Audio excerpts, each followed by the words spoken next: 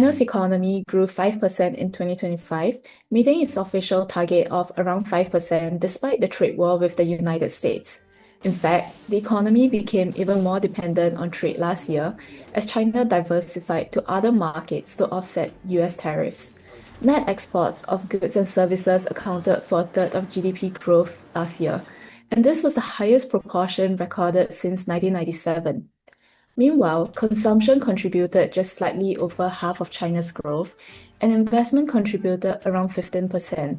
This shows that despite Beijing's drive to transition towards a consumption-led growth model, growth so far has remained imbalanced, supported by exports while domestic demand remains weak.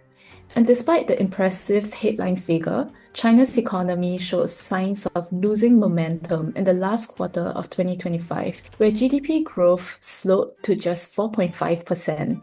This was the lowest quarterly rate recorded since reopening from COVID lockdowns at the end of 2022.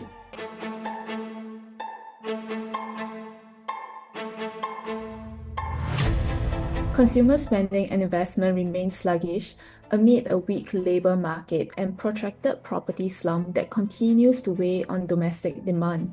Weak home sales and falling property prices continue to erode household wealth and confidence, and this trend is projected to extend well into the year.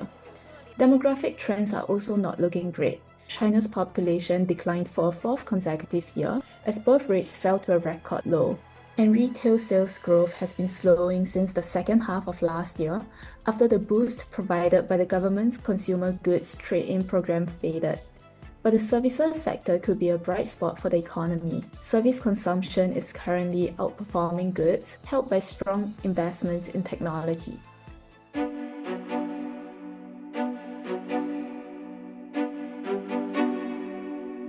While Beijing has not yet released its growth target for this year, analysts estimate that the government might set the goal as between 4.5% and 5%.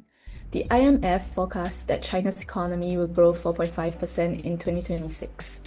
And while the country's economic rebalancing will be a process that takes time, we might see some signs of it this year, especially as external headwinds persist. China's record trade surplus has already raised concerns from other countries, and its current trade truce with the US remains fragile with no guarantee of lasting through the year.